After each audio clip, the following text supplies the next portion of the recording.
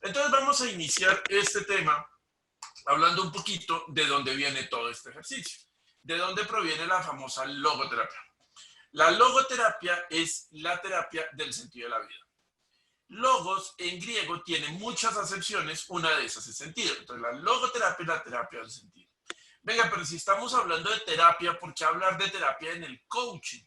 Porque la logoterapia no solamente es una forma de psicoterapia, no solamente es una escuela y una técnica logoterapéutica, es una manera de pensar, es una filosofía frente a la vida, frente a las situaciones, al ser humano. Es una manera de abordar al hombre. Fue fundada por Viktor Frankl, quien está en la imagen, quien fue, al ser judío, él era médico, neurólogo, psiquiatra, antropólogo, filósofo, y él, al ser judío, estuvo en los campos de concentración nazis, estuvo en 4 campos diferentes durante la Segunda Guerra Mundial.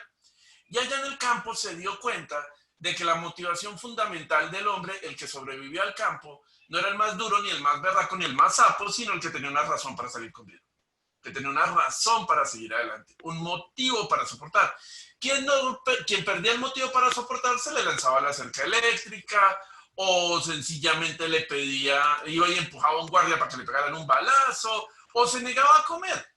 Y cuando tú has estado meses y meses trabajando clavando carrileras de tren en la nieve con 300 gramos de pan diarios, pues si dejas de comer 3 días sencillamente colapsas y te mueres. Así es sencillo. Aparte, había una regla en el campo de concentración y era que estaba prohibido evitar que alguien más se suicidara. De manera que si un compañero tuyo intentaba suicidarse y tú cortabas la cuerda, los fusilaban a los dos. Si tú querías lograr que tus compañeros sobrevivieran y que tú sobrevivieras, tenías que encontrar una forma de evitar que llegaran a tanto. Y la forma de evitarlo era recuperando la razón para seguir adelante, la razón para mantenerse con vida. Eso, que es solamente uno de los muchos elementos, es una motivación fundamental de todo ser humano. Todos queremos saber, ¿y todo esto para qué? ¿Yo para qué estoy aquí? ¿Qué estoy haciendo en este mundo? ¿Cuál es mi papel? Esa es la pregunta del $1.000.000. Cuando a mí se me pierde de vista qué es lo que en realidad yo estoy haciendo acá, pues me quedo perdido. Entro en el vacío. Eso técnicamente en logoterapia se llama vacío existencial. Más popularmente se conoce como malparidez cósmica, ¿sí? Pero nos sucede a todos en un momento u otro de la vida. Nos perdemos, no sabemos si vamos o venimos, qué queremos o qué no queremos, y cuando ese tema se prolonga por demasiado tiempo, puede volverse complicado, puede volverse un serio problema, ¿sí? Entonces, eso es algo que nosotros en logoterapia buscamos trabajar, descubrir cuál es ese sentido, ese propósito, ese norte. Hay que decir, eso sí es muy claro, que no existe el sentido de la vida, sino existe el sentido de tu vida, el de mi vida, el de la vida de Luz Dani, ¿sí? Ya vamos a hablar un poquito más en amplio de esa noción de sentido. Entiende al hombre la logoterapia desde sus 3 dimensiones, física, psicológica y espiritual. Entendiendo que el ser humano no es solo neuronas, no es solo interacciones y aprendizajes, sino que es más que eso. Tiene una posibilidad de abrirse a la trascendencia, de ir más allá de sí. Ojo, porque espiritual no necesariamente significa religioso. Claro, lo religioso podría estar incluido, pues sí, una persona puede entender su espiritualidad desde su religiosidad y eso es perfectamente válido. Pero más allá de eso existen las posibilidades humanas. Y en esas posibilidades es donde se basa la libertad y la responsabilidad, ¿vale? Hasta aquí la introducción teórica del ejercicio. Ahora quisiera que ustedes me ayudaran a mirar en esa diapositiva, ¿qué ven? ¿Qué hay en esa diapositiva? Cuéntenme por chat, por micrófono, como quieran. ¿Qué ven en esa diapositiva? Ahí pueden escribir yo. Un perro, un perro, un perro león, un perro dálmata, un Ajá. perro olfateando, Ok, muy bien. un perro dálmata, un perro dálmata, ya. Perro, Genial. perro olfateando. De principio, cuando uno ve la imagen, lo primero que ve son manchas. Cuando alguien le dice a uno, ahí hay algo, entonces uno empieza a buscar y encuentra rápidamente la imagen de un perro dálmata que está olfateando el Y piso. aquí te dicen que hay 2 personas, ve imágenes de personas luchando. Usted, ¿de verdad? ¿En dónde? Esas nunca las he visto. Pero sí, no sería raro, podría aparecer. Claro. ¿Ya vieron la hiena, por ejemplo? Alguien una vez me dijo que veía una vaca, pero nunca la vi. Entonces, Un ¿han campo visto ustedes? nevado, dicen, un campo Sí, nevado y que también. hay cerca un río. Ajá. Bien, Cerca de un río. Fíjate ¿no? todo lo que va uno encontrando. Claro, mira, porque aquí atrás hay un... Espérate a ver si puedo... Aquí está. Aquí atrás, claro, aquí puede haber una imagen que podemos decir es un río, y aquí está, y todo el cuento chan. Y todo esto parece claramente nieve, sí señor, muy bien. ¿Ya vieron la hiena que hay en la No, imagen? vieron unos hormigueros, luces y Ok, sombras. ok. Bueno, Si miramos este pedacito aquí, por ejemplo, para este lado, podríamos decir, oh, mira, esto sí parece una hiena, efectivamente. ajá. Sí, Hiena grande, además. ajá, una hiena Cabeza de grande, así es. cerdo. Ok, fíjate, todos encontramos cosas en el ejercicio, no hay una respuesta correcta en este ejercicio. Y obviamente el ejemplo se queda corto, porque yo decirles, mire, es que aquí hay algo, eso no es lo que nosotros hacemos, no le decimos a la gente cuál es el sentido, solo le decimos, hay uno, venga, yo lo ayudo a Sí, mirar, a ver cuál podría ser, claro. porque solo cada cual es capaz de descubrirlo, ¿sí? No, Pero sí influye lo que otros ven, claro, claro, porque porque nosotros hacemos parte de un contexto cultural, nosotros hacemos parte de unas familias, hacemos parte de un sistema educativo que nos ha enseñado a mirar las cosas de determinada manera. Y nos ha dicho que hay unas cosas correctas y otras que no son correctas. sí, porque aquí hay otra persona que ahora sí vio la forma de cerdo. Ah, ok. Ya Bueno, y ves. hay otra persona que vio máscaras, ¿ok? O sea, ¿Ves? Hay cada cual. muchas cosas. Cada quien encuentra en su propia situación un sentido. Aunque al principio solo veamos manchas.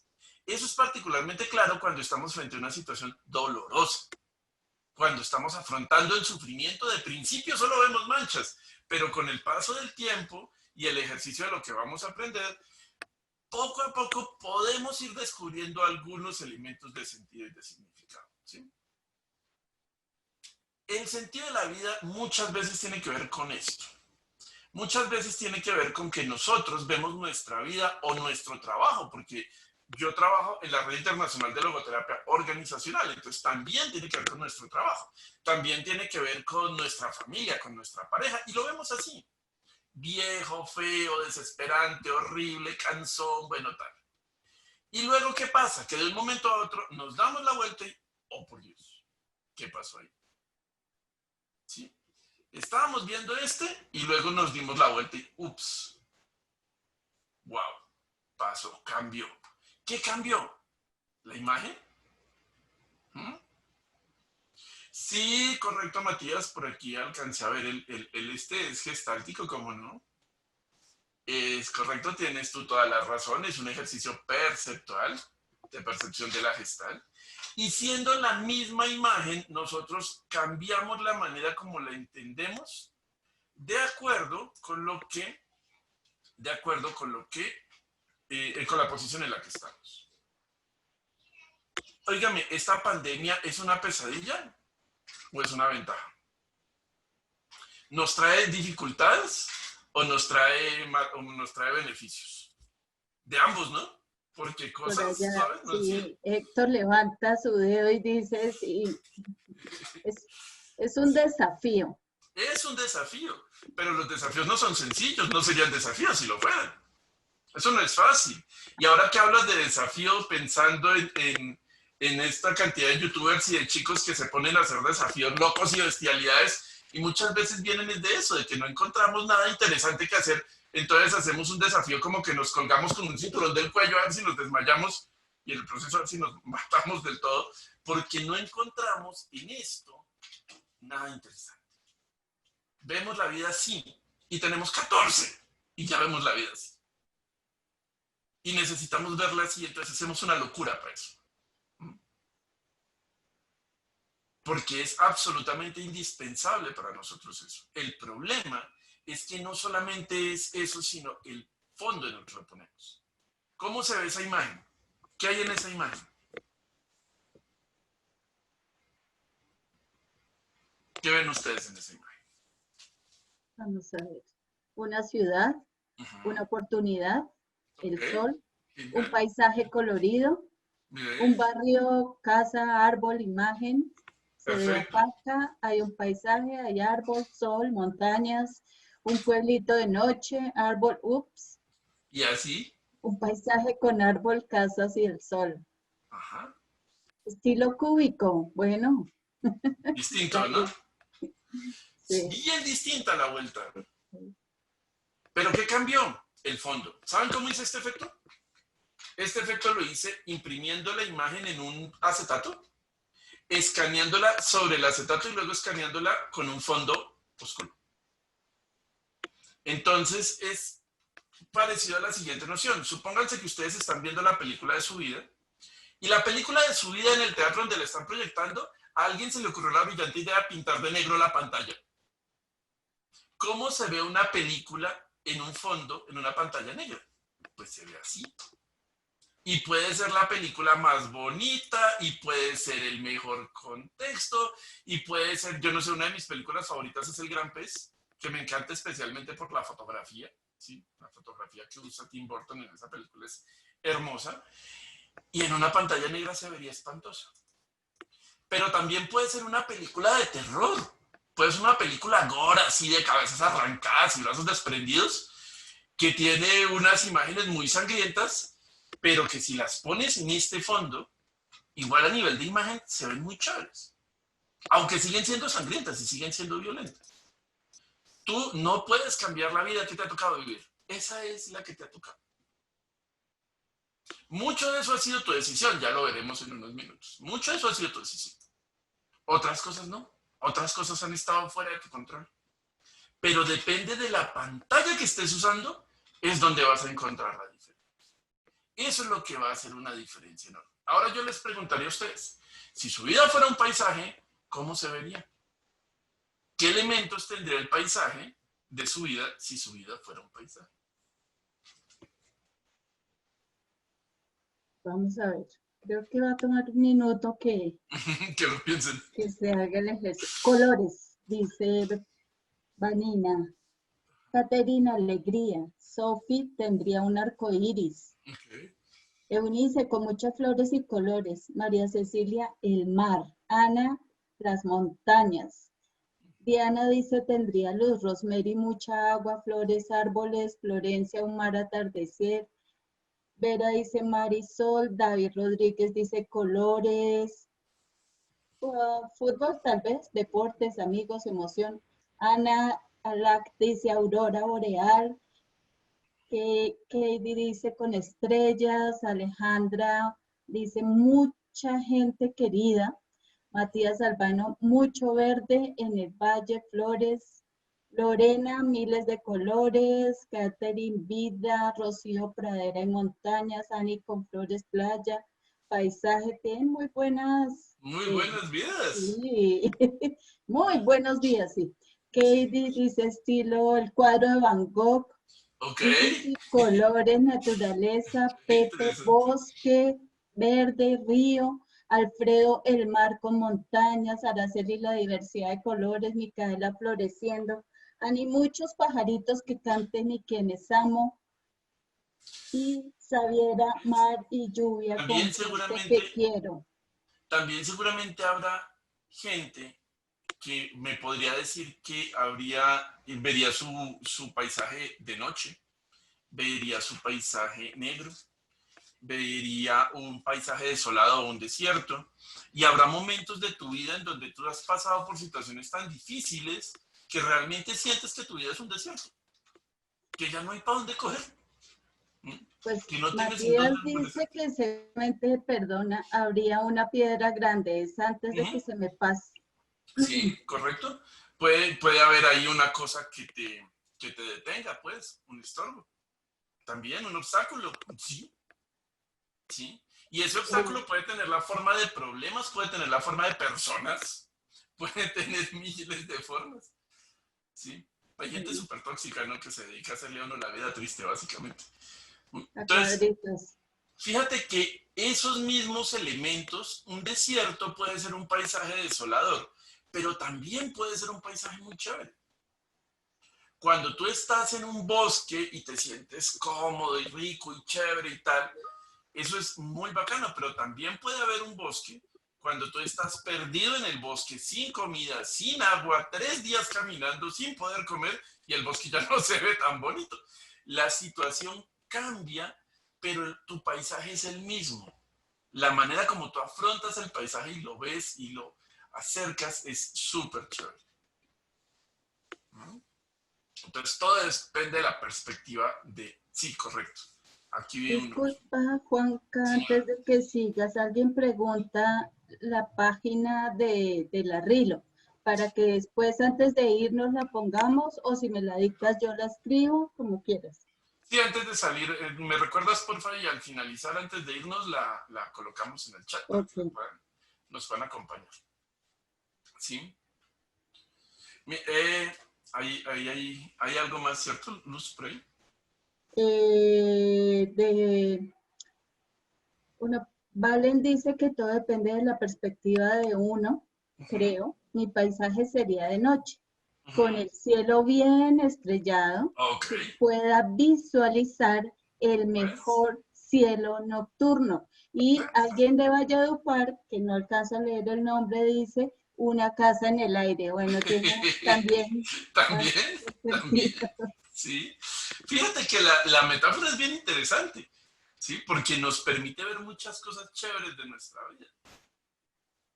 Tal y como nosotros la veamos, lo importante es que, independiente de los elementos que tenga, lo que tú decías es cierto, es la perspectiva que tengas alrededor de eso. Bien, aquí vamos a hacer otro ejercicio bien rápido y bien pequeñito. Aquí hablamos de lo siguiente. Resulta que tenemos 3 personajes. Tenemos a Juanito, tenemos el gato y tenemos la pelota. Entonces les voy a pedir a ustedes que escriban un cuento de una frase cada uno. Algo así como Juanito cogió a pelotazos al gato. Un cuento que sea una sola frase y que tenga esos 3 elementos. ¿Qué se les ocurre?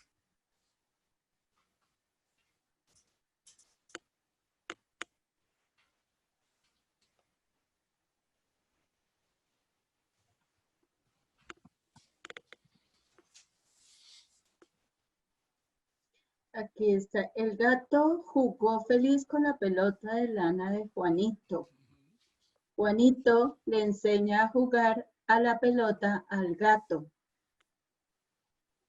Perdón, voy a quedarme por aquí porque no alcanzo a leerlos, Alfredo.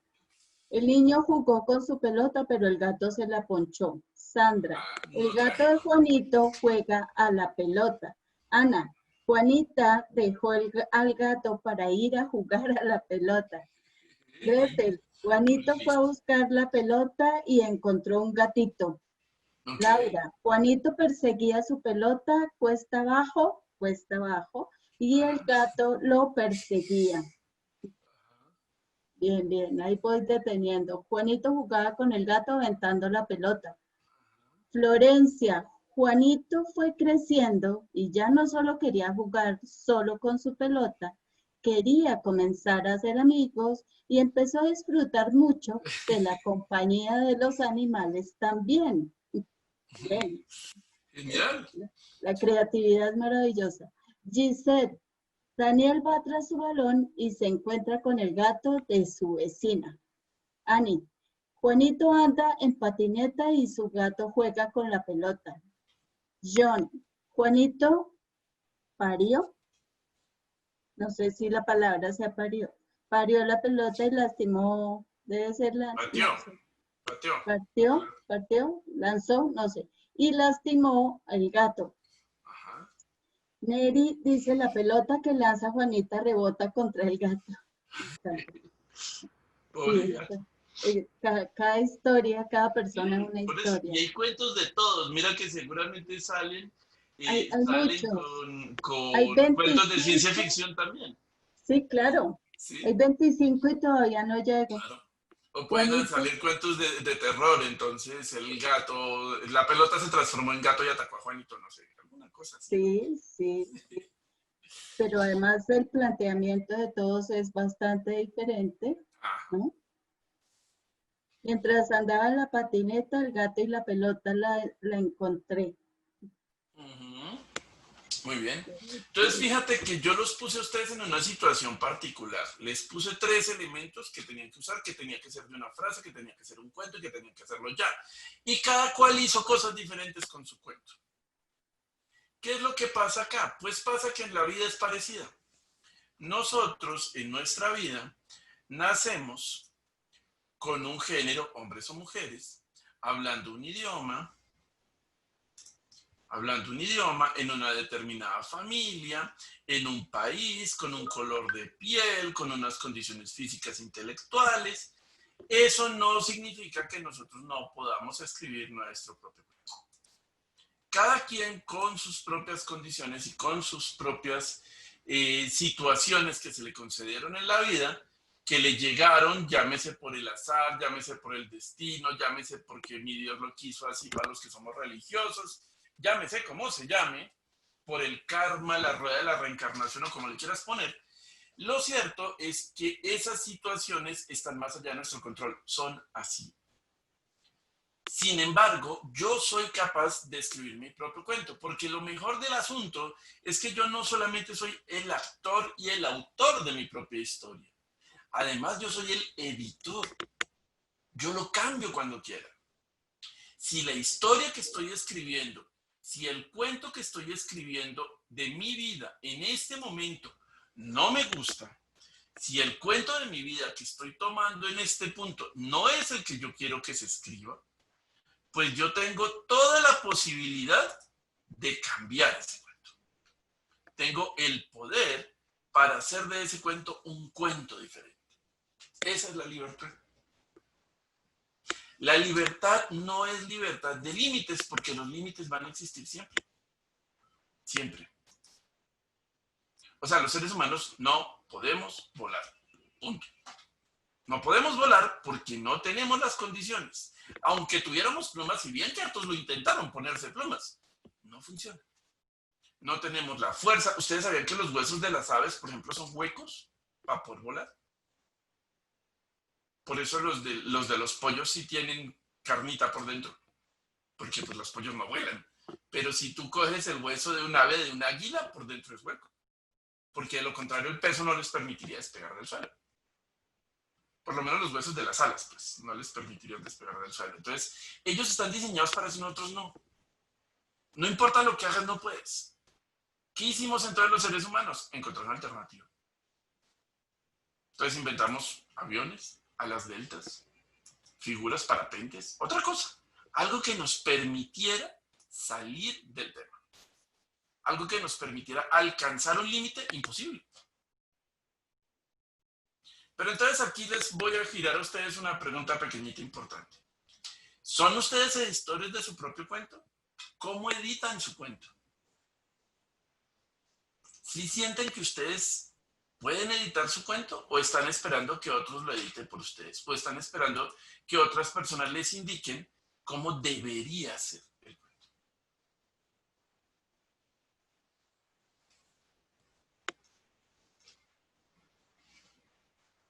¿Mm? Ya casi, ya van. Sí, pero a veces no me gusta cómo va saliendo, dice Ok, Alfredo. sí, vale, eso es válido. Válido, válido. Sí. Diana Cristina, en varias partes de mi cuento he dejado que lo editen otros. Bien. Ana Fernández, lo estoy empezando a editar. Muy bien. Muy bien. Micaela, hoy lo estoy editando yo. Perfecto. Y sí, Perdón por el énfasis que le pongo, pero Miriam dice, ahora soy mi propio editor. Fanny Chaparro, trato, pero siento que dejo que el miedo lo edite. Bien. Vanina, estoy en el intento. Ok. maravilloso. Fíjate, nosotros estamos, siempre tenemos esa posibilidad y dejar que otro lo haga por nosotros también es tomar la decisión. Claro, claro. Natalia dice, lo estoy editando buscando el Ikigai.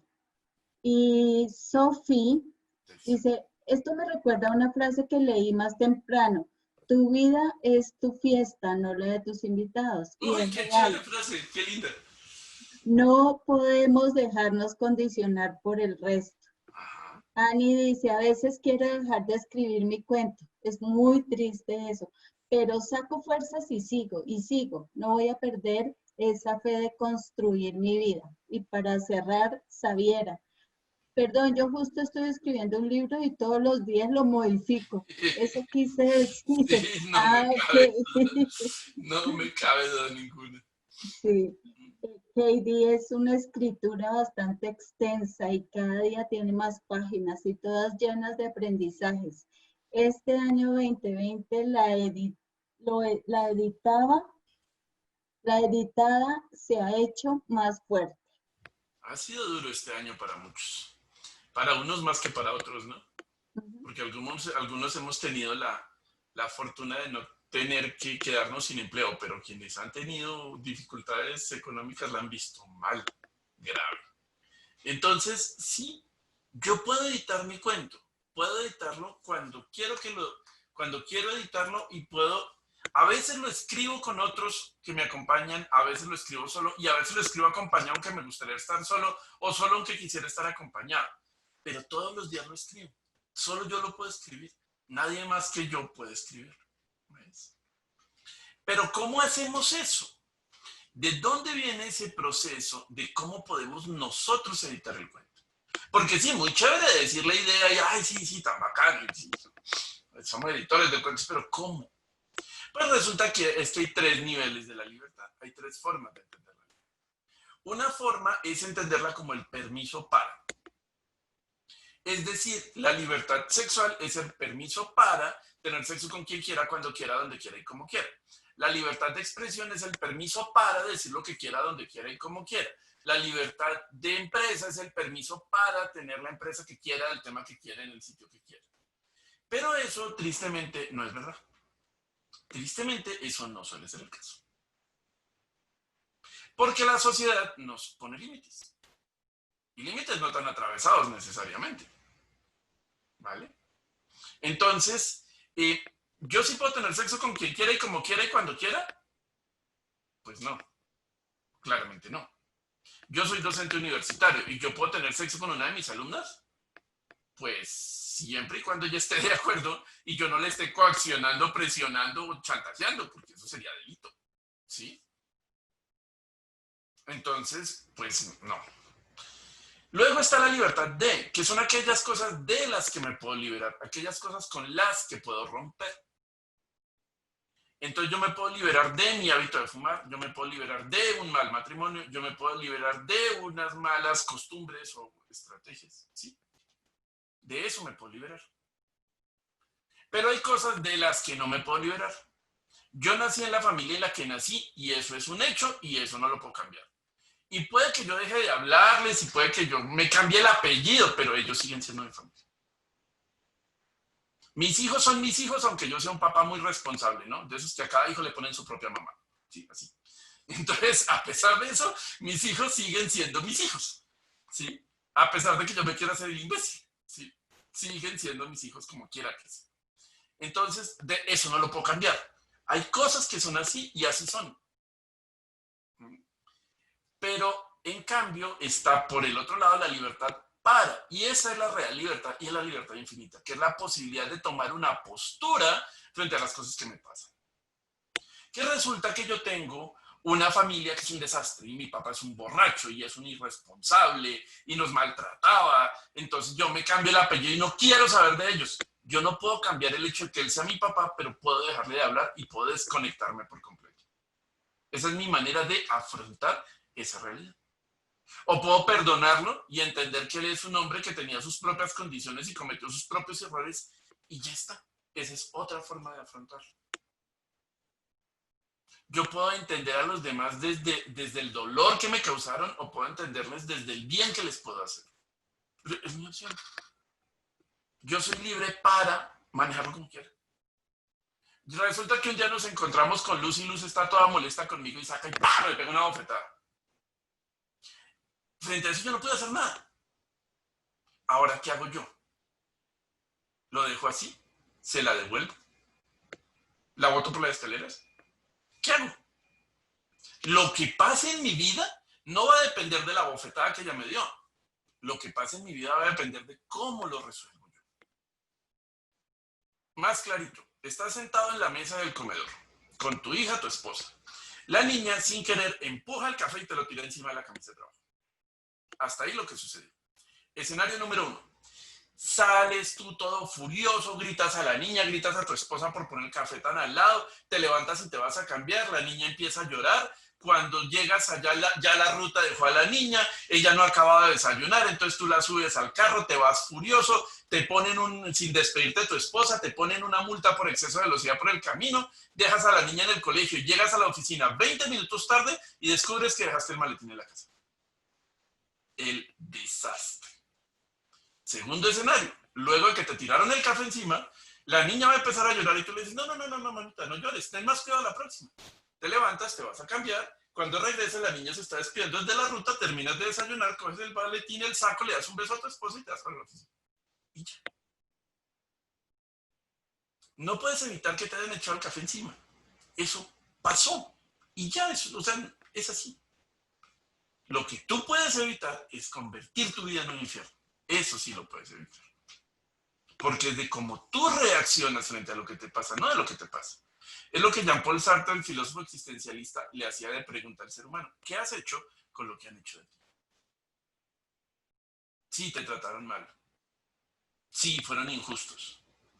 Sí, fueron violentos. ¿Y tú qué has hecho con eso? ¿Lo replicaste? ¿Lo cambiaste? ¿Lo aprendiste? ¿Lo rechazaste? O sea que hay una cosa buena y una mala que hacer. Pues no. Pero hay una que te va a traer paz y otra que te va a traer dolor. Y depende enteramente de ti. Así editas tu cuento. Y además con esta idea. A veces, muchas veces de la vida, tú te encuentras así, con el agua al cuello y rodeado de tiburones. Y entonces levantas los ojos al cielo y preguntas, ¿pero por qué a mí, Dios mío, yo qué karma estaré pagando? Cuando en realidad es la vida la que te está haciendo una pregunta. Es la vida la que te está diciendo, ¿por qué haces eso? ¿Por qué te alejas de tu familia? ¿Por qué consumes tanto alcohol? ¿Por qué no cumples con tus compromisos? Es la vida la que te está preguntando, ¿qué pasa contigo? El problema es que si tú no respondes, la vida le sube el volumen a la pregunta.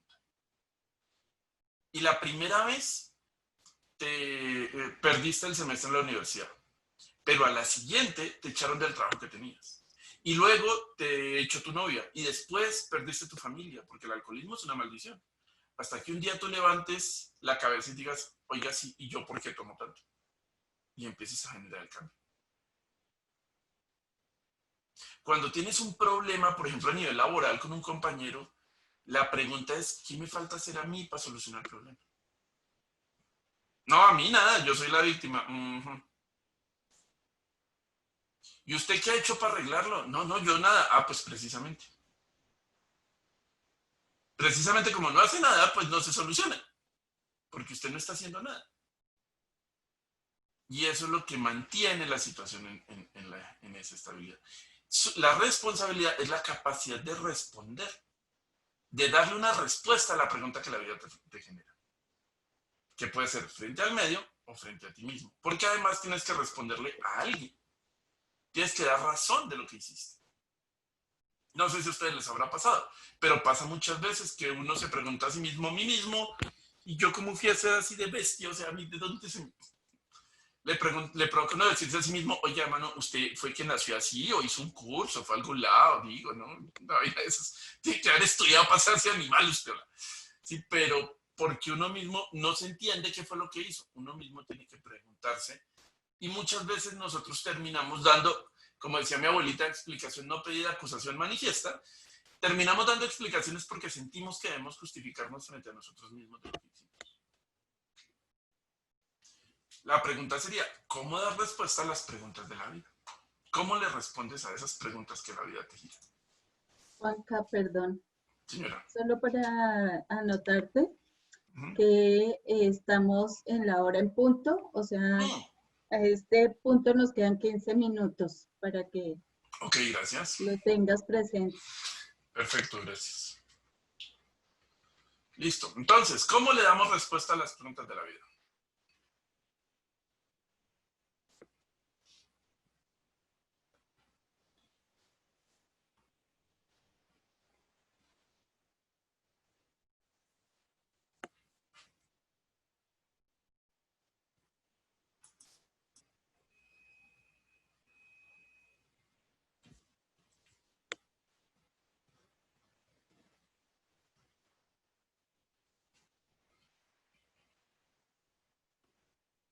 Aquí están escribiendo, bueno, Xaviera tenía una inquietud, vamos a ver si alcanzamos, porque dice que en el permiso para existe libertad, te lo pregunto, ya que el permiso es como pedir autorización. No alcanzo a Ok, comprender muy sí, sí, sí, bien, sí. No, sí, pero yo creo que sí te entiendo. Yo creo que sí te ok. entiendo porque esa es la típica pelea. Por favor, ¿me dices cómo se llama? Eh, por favor, me cuentas si entendí bien tu pregunta. Pienso lo siguiente. Sí, resulta que hay dos elementos en la libertad. Uno es lo que estamos hablando, que es la libertad existencial, pero también está el hecho de que la sociedad y el mundo, la moral, nos limitan a nosotros lo que es factible o posible hacer y lo que no. Por ejemplo, la sociedad hace 100 años le negaba a las mujeres, algo más de 100 años, le negaba a las mujeres los derechos de heredad. Quiere decir que ninguna mujer podía tener propiedades. Como ninguna mujer podía tener propiedades, necesariamente tenían que estar casadas, porque de lo contrario estaban en la calle. Si no había un hombre que fuera el dueño de las cosas, cuando el papá se moría y ella ya era la única heredera, llegaba cualquier hijo de vecino, se quedaba con todo y la tiraba para la calle. De ahí la angustia de todos los papás de prepararles el matrimonio. ¿Sí? En ese momento ellas no eran libres de decidir sobre su propio destino y no eran libres de tener sus propias cosas porque no tenían el derecho, no se les daba el permiso. Entonces sí hay un nivel de permiso en la libertad porque esa es la lucha por la autodeterminación. Es la lucha por el poder yo tener el derecho a decidir sobre esta área de mi vida. Cuando en la Segunda Guerra Mundial en Alemania se estableció la ley que decía que todos los judíos debían llevar una estrella en el brazo, esa es la ley y es injusta y era únicamente con la intención de poderlos discriminar apropiadamente porque muchos no se distinguieron. Entonces, para poderlos en discriminar del todo, entonces los metían los obligaban a eso. Ellos no tenían derecho a no mostrar quiénes eran. ¿Ves? Entonces, sí esa es la pelea del permiso para. Pero el permiso para no puede ser todo lo que consideramos libertad. Y cuando la gente dice que la libertad no existe, es porque está pensando en el permiso para. Porque hay un montón de límites. Y sí, pero igual siempre podemos tomar una postura frente a ello. Bien. Esperamos que Xaviera esto te satisfaga como respuesta. Vamos a las respuestas para tu pregunta. Dice Laura, confrontando nuestras dificultades principalmente. Micaela, actuando, comprometiéndose. Matías, con responsabilidad. Alfredo, ahora sobrepasando las cosas, pero debería haber acción. Laura, resignificando. Enfrentándolas, dice Vanina. Sandra, actuando con responsabilidad. Sophie, reflexionando, accionando sin reaccionar. Florencia, pausando y pensando cómo quiero responder para que la forma de actuar coincida con lo que me parece correcto y me haría sentir conforme conmigo misma. Ana Fernández, haciéndonos responsables de las consecuencias de lo que hacemos. Diana, mirando la consecuencia. Y Katie, pienso que las respuestas van saliendo con instantes que tenemos en este camino llamado vida.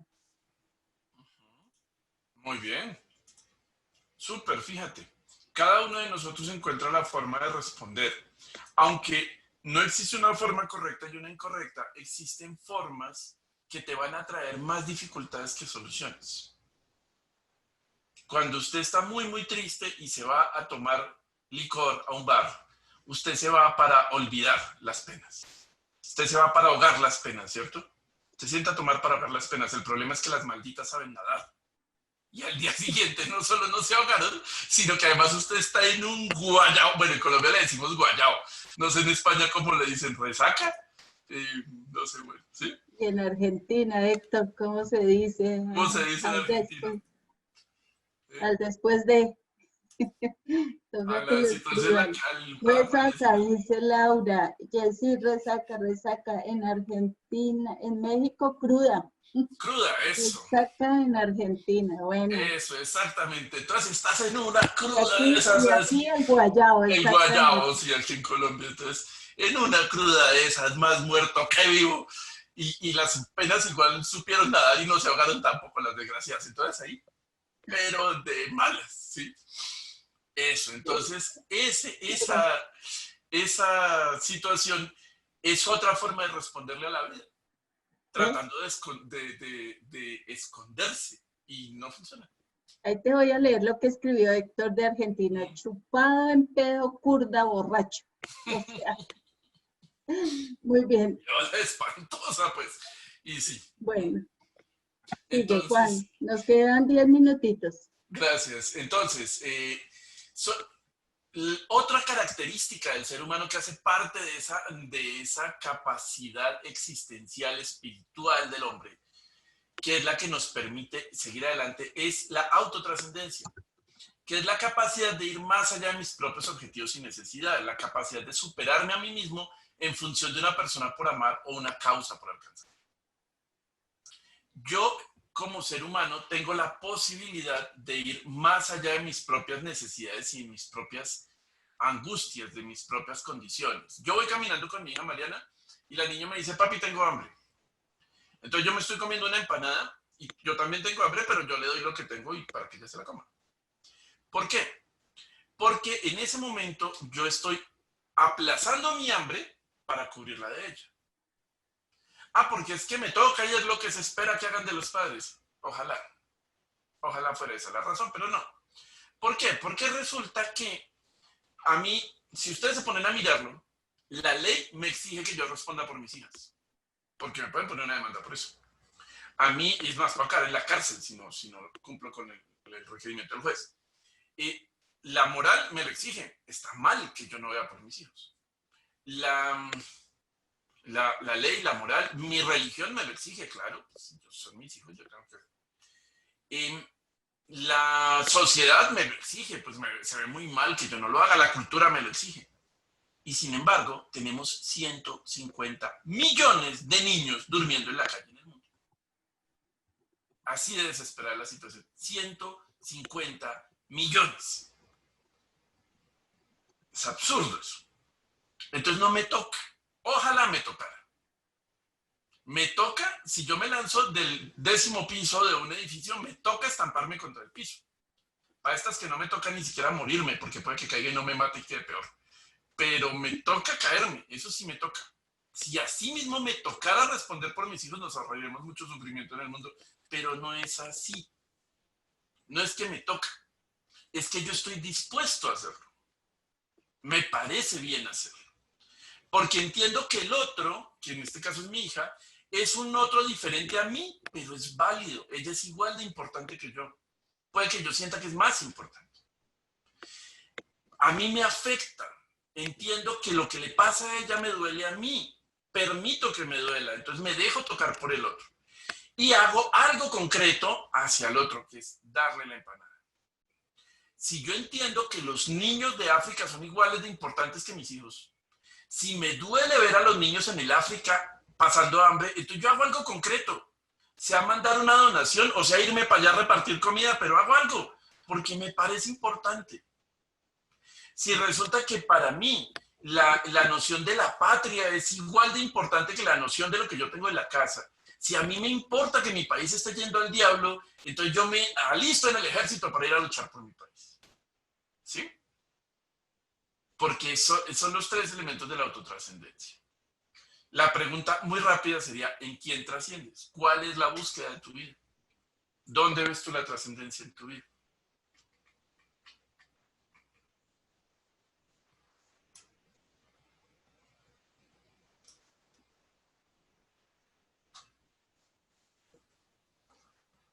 Son como 4 o 5 minutitos, 4 tal vez, para cualquier inquietud, tal vez, Juan Carlos, o no sé, ¿tú qué piensas?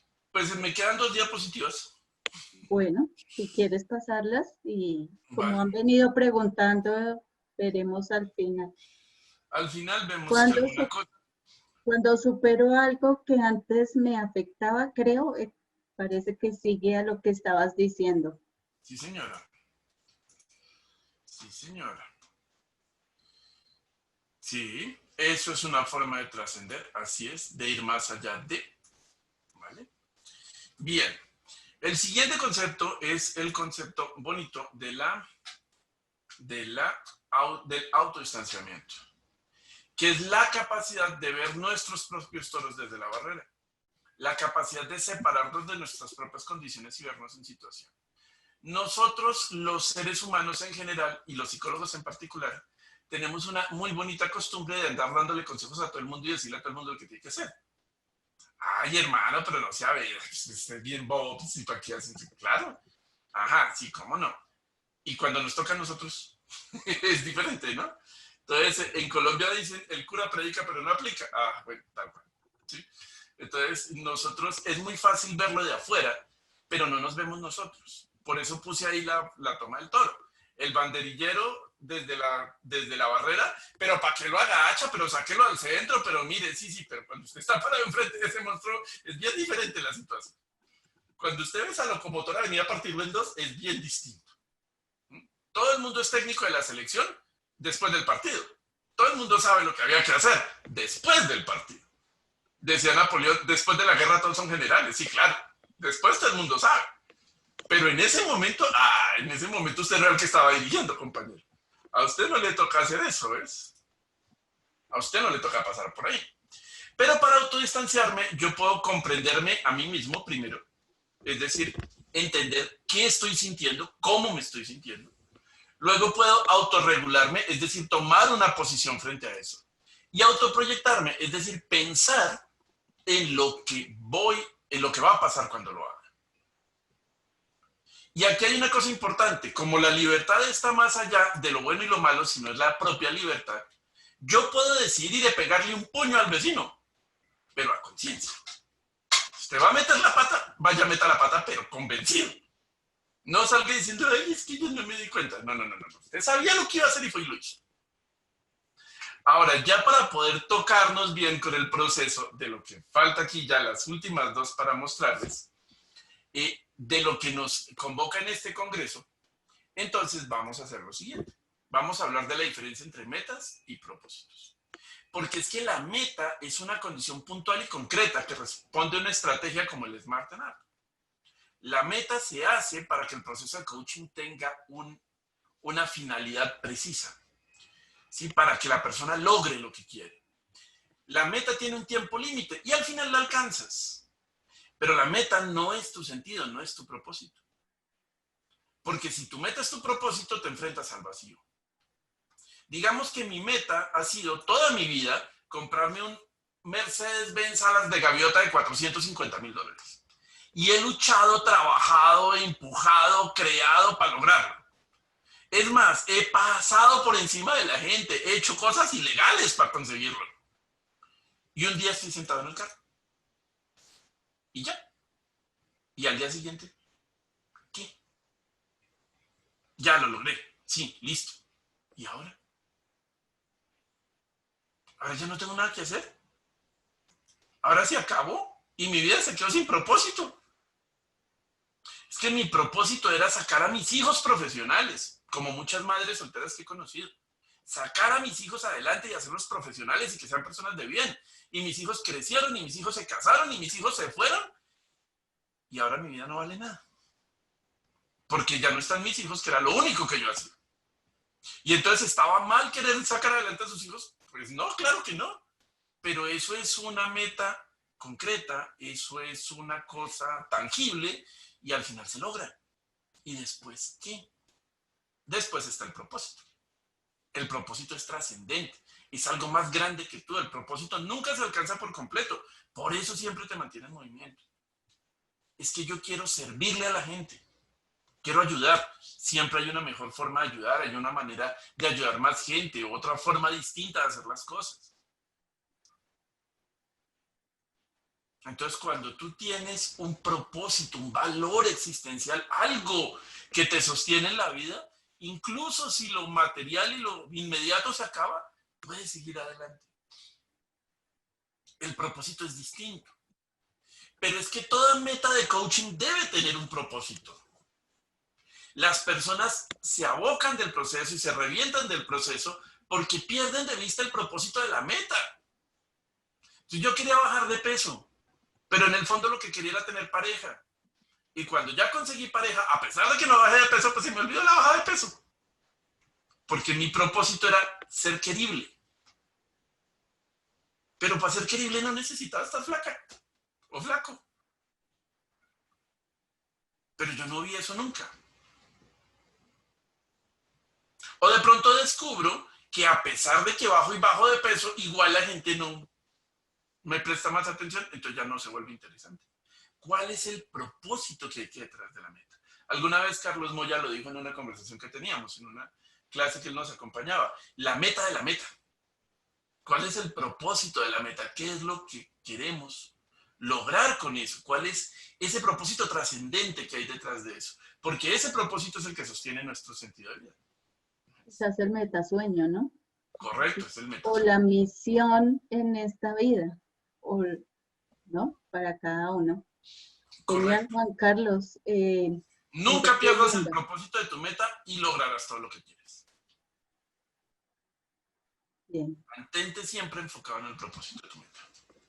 Y eso, básicamente, era lo que quería compartir con ustedes hoy. Ahora, si tienen dudas, preguntas o lo que sea, con mucho gusto. Y si no, pues entonces me las hacen llegar. Tienes lo de la página de la Rilo y de pronto tu correo electrónico y ya con eso nos vamos. Llegamos a tiempo al tiempo, ras con ras, para todo. Pero te La la coloco aquí página en de el la chat. Rilo, si la puedes poner en el chat o me la dictas. Es muy sencilla en realidad, Red Internacional de Logoterapia.org. Ah, ok. Y Entonces ahí sí era ya la estoy parecida. colocando de todas maneras ahí en la página. Ah, pero la mandé. Yo encontré una en internet, quizás la puedo poner aquí. A ver si es esta, Juan. Mira, Juan, chat. Señora, sí estoy viendo, ¿no? Sí, señora, esa Ok. es. ¿Y tu correo? Mi correo, escríbanme a info@redinternacionaldelogoterapia.org. @Red Internacional de Logoterapia. .org. Porque es .org. que en mi ORG, sí, en mi correo personal convergen 5 correos diferentes, entonces a Bueno, veces con 400 correos es muy difícil. ahí lo pasé, espero que haya quedado bien escrito. Y bueno, con mucho gusto, Héctor, un placer verte. Bueno, entonces, muchas gracias, Juan Carlos, No, a ustedes edificante, por como darme el siempre, espacio. ilustrativo y nos llevamos muchas cosas seguro. Aquí estuvieron muy activos en el chat.